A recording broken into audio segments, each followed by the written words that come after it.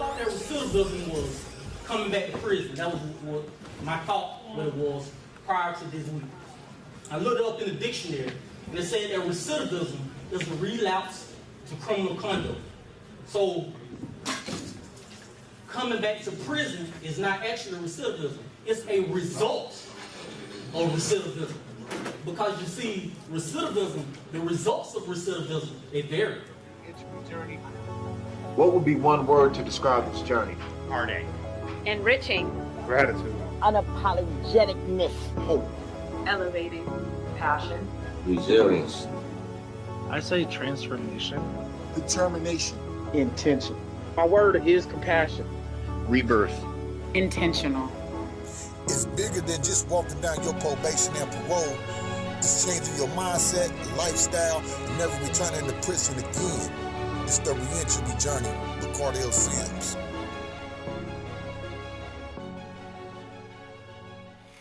All right, man, we are back with another episode of the Reentry Journey. I am your host, Cardell Sims, man. It feels good to have another guest to come on, share their story, share his journey of what he's been through and amazing things that he is doing today. And before I welcome my guest, I do want to give a shout out to our sponsor, So Now. Inspire, motivate, support others. Shout out to David DJ Walker. I'm So is an acronym for inspire, motivate, and support others. Also, I'm so in the dictionary or English terms is to a great extent, beyond normal. And I took that and spun it in a positive way to make it to where everything you do is extra. Everything you do is above average. It's going hard, is striving to be the very best version of yourself. So without no further ado, let's get into our guest today. Our guest was born Mr. Robert Doctrie in rural Southwest Georgia. But Turbo James has been in and out of the judicial system since the age of 12. In 2005, he was federally indicted. Subsequently, he served 13 and a half years before being released, only to return to serve the remaining 4 years due to a probation violation. Presently, he is the founder and CEO of Turbo James Presents, LLC, a management and production company based in Georgia. Turbo is also the founder of Neighbors and the Director of Employee Advocacy, Reentry for Employee of Choice, Inc. in Baltimore, Maryland, where he is based. Turbo James is a motivational speaker and deeply committed to advocating for the most vulnerable populations with a focus on restorative justice practices. With no further ado, welcome to the Reentry Journey. Mr. Turbo James, how you doing? Welcome to the Reentry Journey. Man, I'm doing great. Thank you for having me. It's a great privilege and an honor to be here. Oh, man, I appreciate you coming on and being a guest and wanting to share your story. It's a blessing and an honor to have you on as well. So let's just go ahead and get off into it. And you had a very difficult childhood and early life, right? What do you think led you down the path that resulted in your incarceration? The biggest thing, drugs. I was exposed to drugs at a very early age in my life. I actually started using drugs when I was 7 years old. So wow. Yeah, so that has to be the biggest thing that led me to a lengthy federal prison sentence. So how did you get exposed to where the point that you was using drugs at 7 years old? How did that come about? All right, well, I'm from a small town called Albany, Georgia. And Albany, Georgia. I know where Albany's at. I had a couple of basketball games. I played basketball at University of West Georgia. Okay. I never would have imagined that I had someone who had been in my neck of the woods before. Okay. Yeah. Well, yeah. Just typical black family coming from a low income farming family, and mother parents working a million hours, and I would have to get babysitted by relatives, and most of the time it would be younger relatives that were cousins because their parents would be away at work. And what happened Just was, skipping it around. listen, man, back in these days, this is the 80s, right before the crack Right. epidemic took full blast where I'm from. And marijuana just was always a thing that people played spades, and they drink and they smoke marijuana. Well, I was just a little bitty teeny weeny little boy, and my cousins, if they had me and they didn't get me high, I may tell that they were getting high. So what they would do, I was so young that I wouldn't have been able to learn how to actually smoke the marijuana from the joint. So what they would do what they call a shotgun, and they would turn it and put it in their mouth. Oh, they hit you with the shotgun. Listen, man. So this is what they would say when they would blow it out. The other cousin would say, "Just smell, stupid," and I would smell it. And listen, man, they thought that I was stupid, but if I waited in line, I would have to wait till everyone else smoked the marijuana and passed it to me. But I was smart. Right. I was addicted at an early age. So everyone that got the marijuana, I asked them, "Blow me one, let me smell it."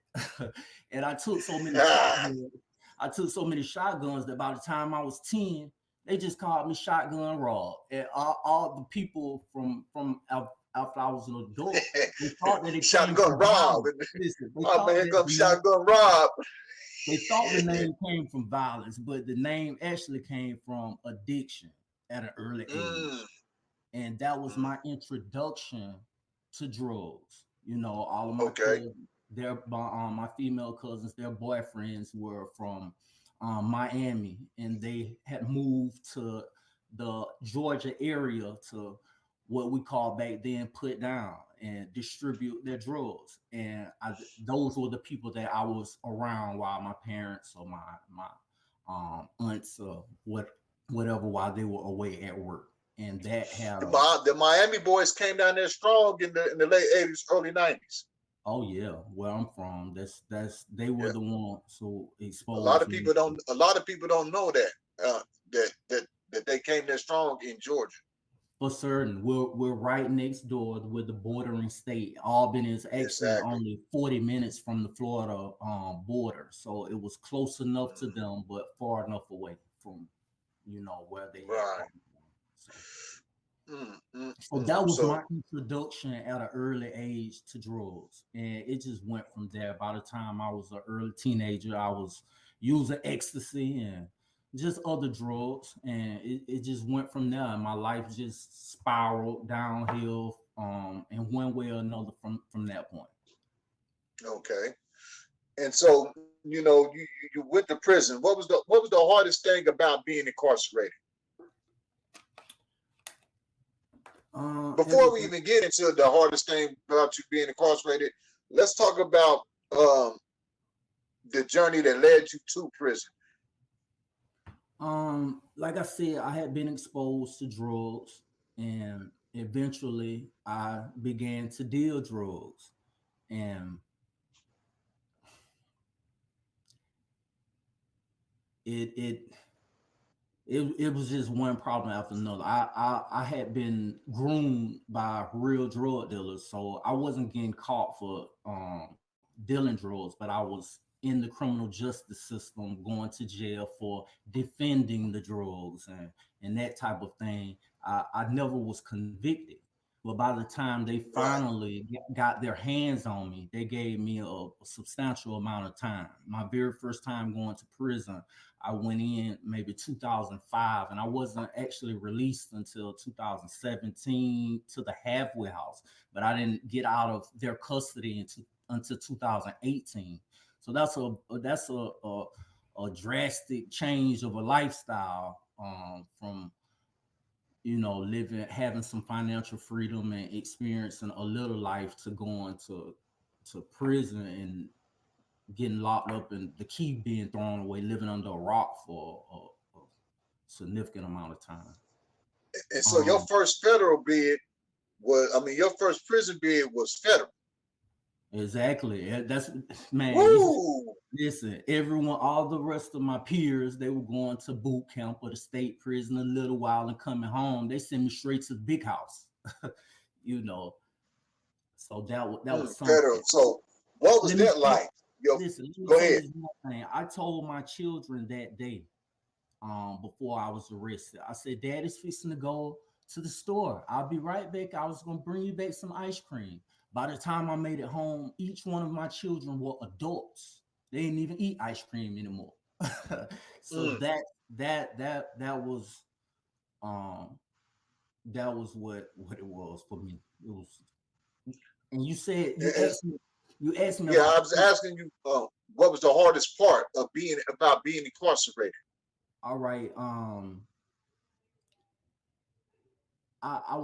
I always hear different individuals. I see things that people post and they talk about how prison is not what it used to be and how easy it is. That it wasn't that way for me. You know, I don't know exactly where they were in prison at, but I'm so thankful that they didn't deal with what I dealt with. You know, a very difficult part was in federal, they send you so far away from home that it's very difficult for you to maintain a relationship with your family members. If they're not rich, it's going to be difficult for them to travel on a consistent basis to come see you. So that took a toll on me, being isolated and lonely and vulnerable for so long. You know that. So that was a tough part. Also, it was a different culture, the prison culture, the violence, the thing mentally. What took the biggest mental toll on me was the way that the staff treated us at the places where I went. You know, it was dehumanizing. It wasn't an environment that was conducive for rehabilitation and for someone to to try to adjust and correct their wrongs. You know, it was more about specifically punishment and breaking you. So that was the hardest thing for me in prison. And explain to the people, when you say in the federal system, they send you far away from home. All right, so in the federal system, of course, they have prisons nationwide, and they send you wherever it's a new prison's opening. If you can be from Georgia, if it's a new prison open in California and they need to fill it up, they may send you to California. You know, so that was and I didn't go that far initially. I went initially from Georgia. I think my first permanent prison was in Carolina. It was a 9-hour drive from home. The next prison I got closer to home, I was in Atlanta. Then I was sent to Mississippi. I ended up going to Florida before going to Pennsylvania. So it was that was a challenge for my family, especially being whoever came to see me, they were trying to bring my 5 little bitty children along with them. So that was a task for them. Exactly. And so, you go to prison and you get out, right? But then you end up going back. So what led to your probation violation that resulted in you having to return to prison after being released? No financial freedom. Listen, I went in and I had these goals and I had these plans. And 8 months before I was released, I lost my brother in death. A few months after that, my uncle I lost him in death, and he was the one that I had done business with. Most of the legitimate businesses that I had prior to prison, they were with my uncle. He died right before I got out. So I've been planning on everything that I was going to do. And then right there at the end, then he died. My stepfather came to see me everywhere I went. He was the biggest, so encouraging, motivated. He died the week before I got out. So when I went home to I went home on September. I actually went to the halfway house on September the 17th. So I hadn't left from the any institution environment in at least 13 years before that. The very first time that I was able to leave from the halfway house was to go to a funeral where it was a multitude of people and speak, in behalf of my family at my stepfather's funeral. And of course, my mother, it took took a emotional and mental toll on her. And so I just didn't have a whole lot of support when I came home, because all of the people that would have been a source of support, they were going through turmoil internally, and they just didn't have it in them to be able to. They didn't have anything for themselves inside, so they didn't have anything to share with me. And so my plans went out of the window, and my back was against the wall. And we all know that if a person doesn't have their act together and they don't have a way to eat, then they generally revert back to whatever it was that they did before to eat.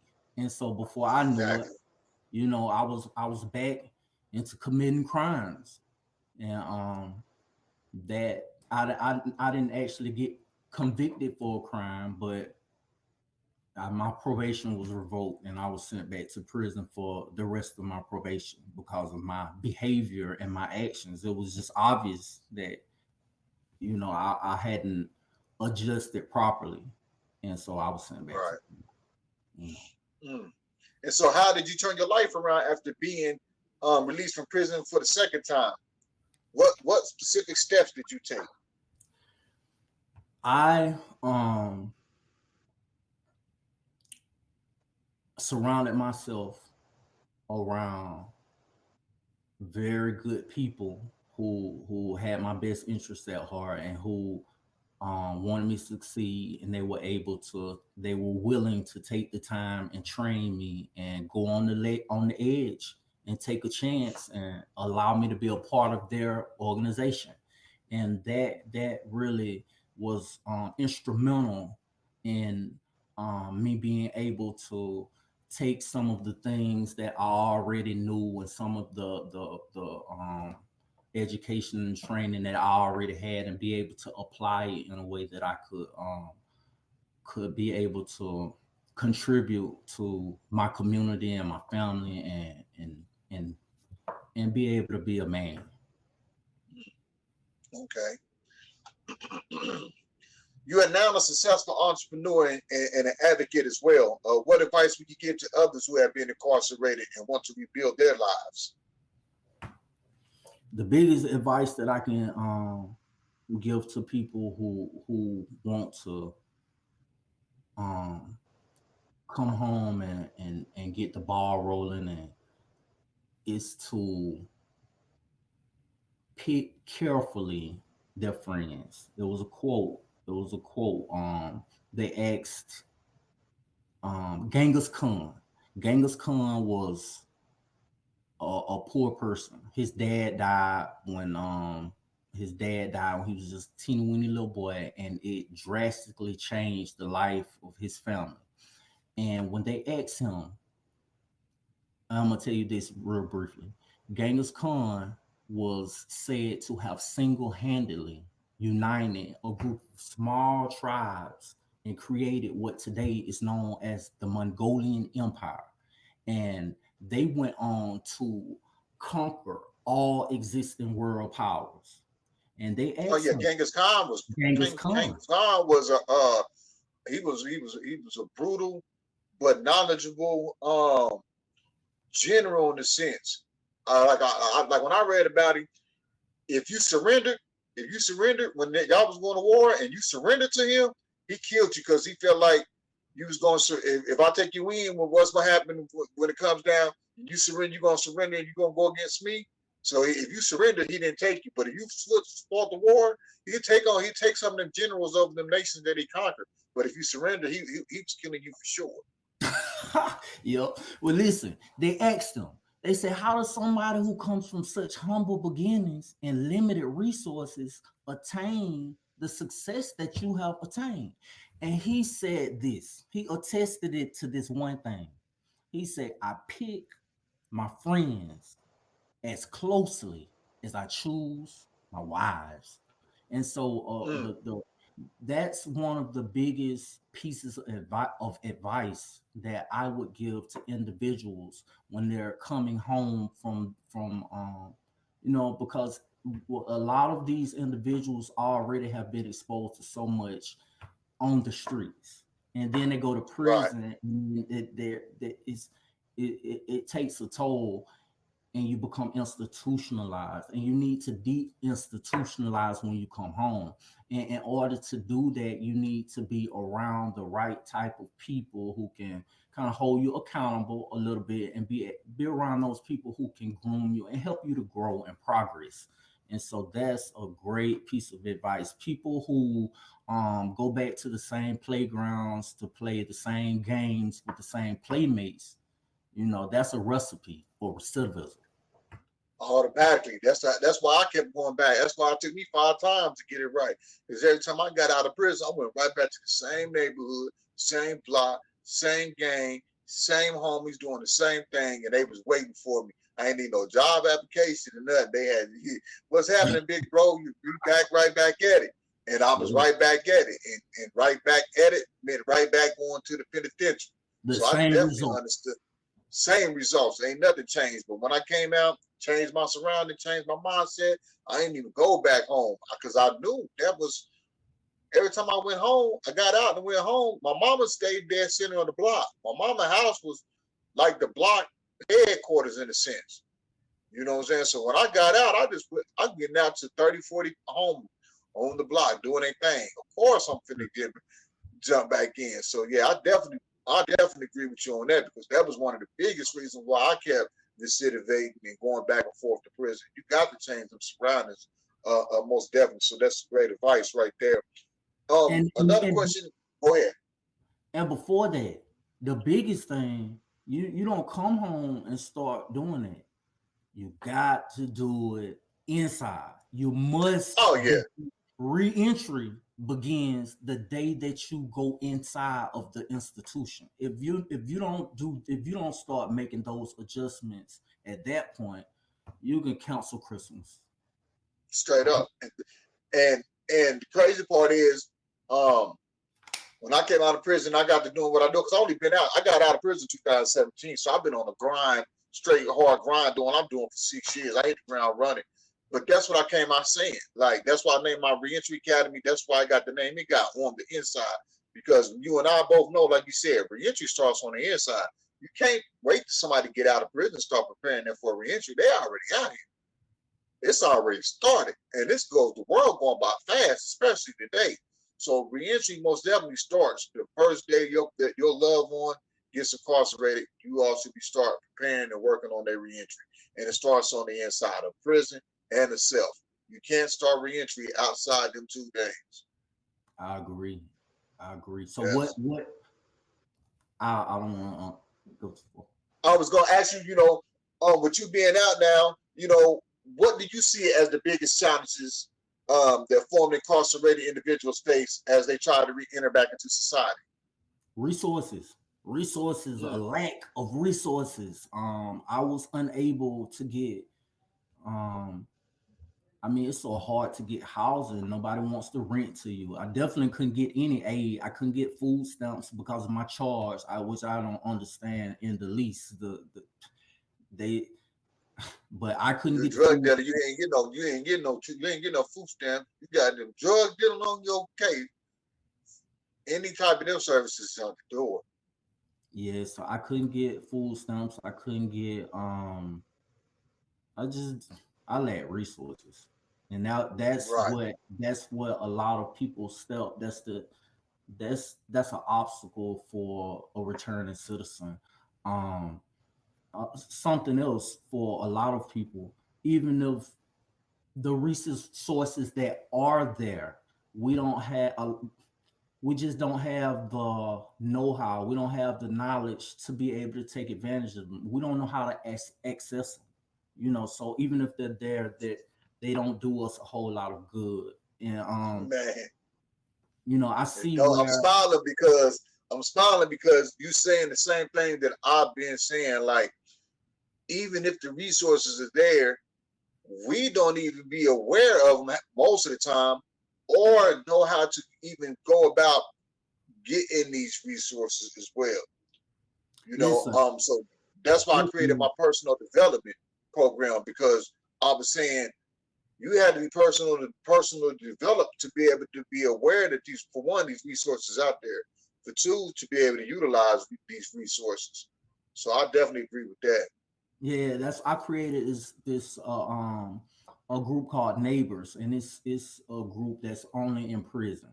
And that what it is, they create a safe space for each other to be able to teach and to be able to learn.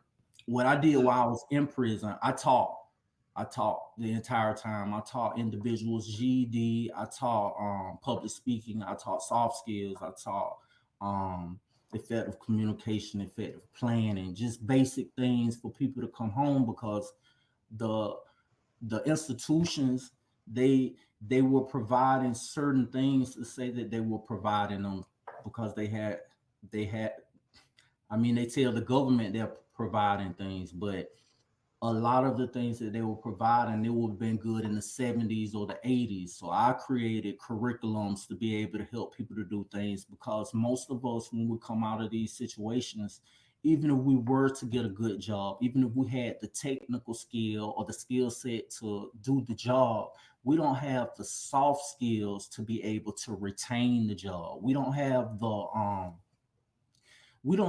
the effective communication to be able to, even if we're doing the work, we need to be able to document this and articulate this in a way that, so that we can get a promotion, so that we can get a raise. But Mm, it's very difficult for us to do those things, because we've never been taught those things.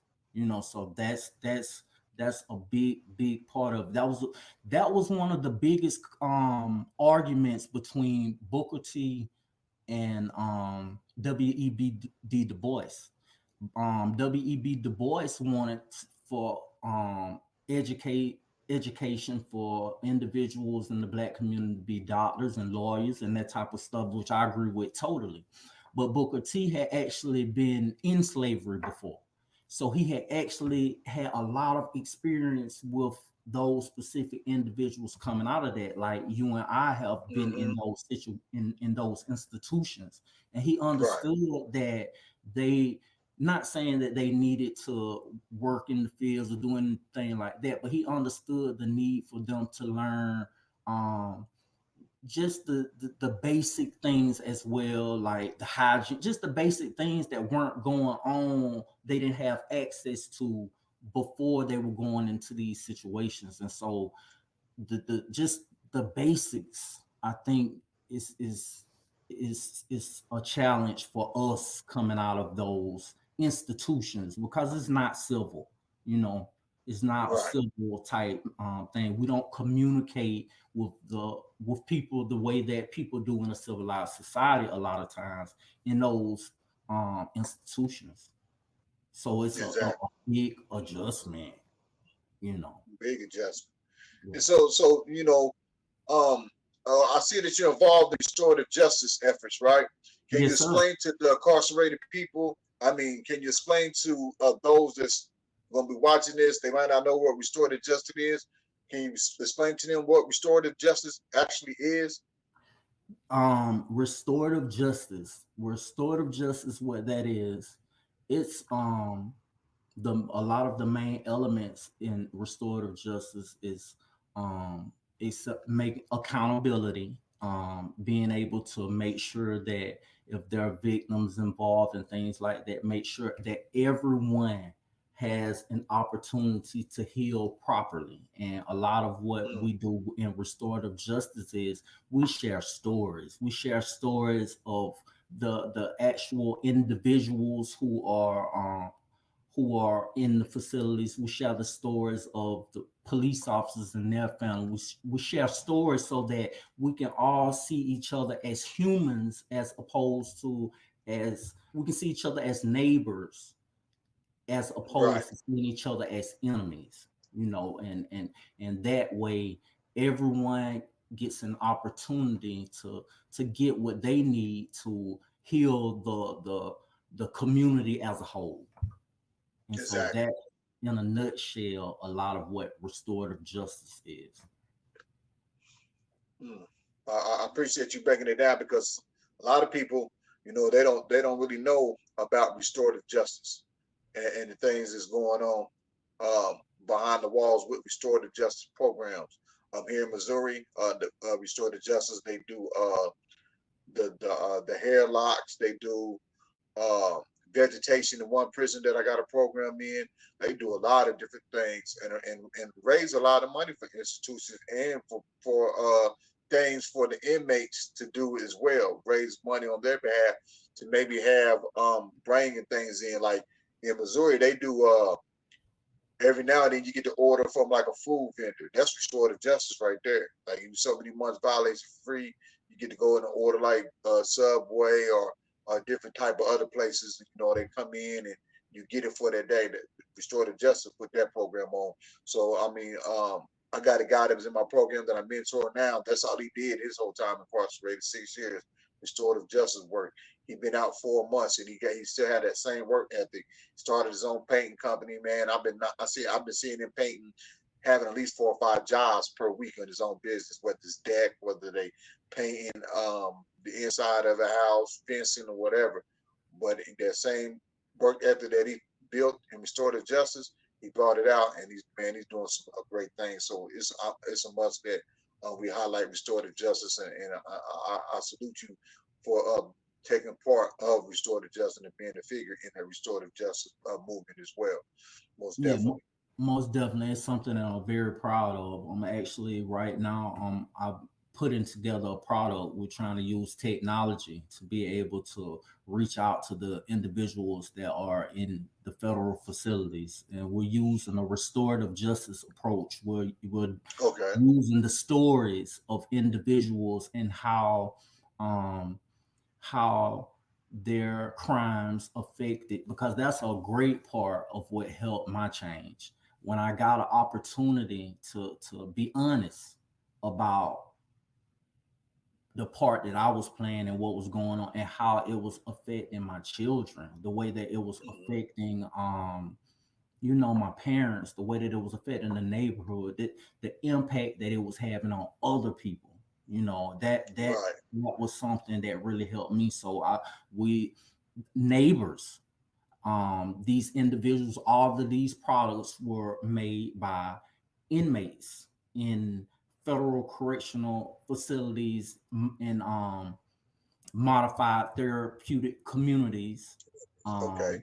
where we create these stories. And most of the time, most of the stories are told from the perspective of children. What these children are seeing as we're living our lives, and how the things that we're exposing to these children, how this is forging their character and what it does to them later on in their lives. So that's just something that we're very, very proud of, because we pride ourselves on representing and trying to help the most vulnerable communities in specifically America. Right. And And those so, children are a very vulnerable group of individuals that are impacted by criminal activity. okay. And what gives you hope and motivates you to keep advocating for the causes that you advocate for? Um, well, it's such rewarding work, man. I'm in communication with the individuals that I was able to help in prison, and I just look at the transformation of the prison population at the different places where I was doing my programs when I was incarcerated, as far as the race riots and all of that. They just went almost down to you that you never saw. And so many of these individuals, they've come home and they reach out to me all the time. And they let me know their successes. A lot of them now, they're driving trucks or they're doing whatever, but they're still free and they've been on 3-4 years. And that's amazing, because most of us, we had never stayed out more than a year without going back to jail for one thing or another. The only way we didn't go back to jail within that year is if the police were looking for us. They just hadn't caught up with us yet. So for them to be Right. out and taking care of their families and being able to contribute, that's what gives me my push to continue doing what I'm doing. Okay. So I got 2 more questions before we go. I always ask these 2 questions. The first question is, somebody in prison right now is going to be watching this interview. What advice do you have for them? The advice that I have for an individual that's in prison is to take advantage of all educational opportunities. Take advantage of all training. If you see anything that has anything to do with reentry, jump on it and put your heart and your effort into those things. That's the best advice that I can give. And I'm gonna tell you why. When a person coming out of that environment comes home, they're gonna have obstacles that are specifically just people in those situations have, but they're still gonna have the same challenges that everyday people have. They're gonna maybe deal with death, sickness. They're gonna have to deal with relationships. They're gonna have to deal with bills. They're gonna have to deal with everything. And on top of that, the stigma of coming home from prison. So what they're gonna need to do, they have to have a plan, but they also are gonna need to be prepared for whatever. So the times constantly change. You always having to do an update on your telephone, update this, update that. And similarly with life, there are gonna be different things. Jobs. Look what happened with the COVID. A lot of careers, there just is no longer a market for it. So what a person needs to do is fortify themselves and make sure that they have the things that they need in their mind and in their heart, and to just be prepared to make it. No matter what happens, be prepared to make it. So don't I would tell a person in prison, don't limit yourself. If you want to be an electrician, put everything in being an electrician, but don't overlook the opportunity to take other courses and other training. Go there and take those things. Get out of the dorm, man. Go to the education Right. department. That would be my advice. Okay. And so the last question, this is always the final question. If you have one word to describe your journey, what would that one word be, and why?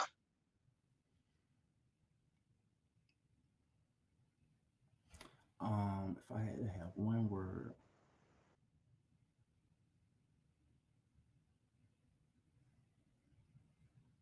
I would have to say one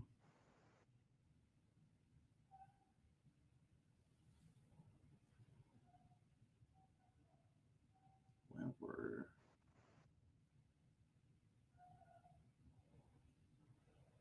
Love. If I had to have one word to describe my journey, it would have to be love. And the reason that I say that is because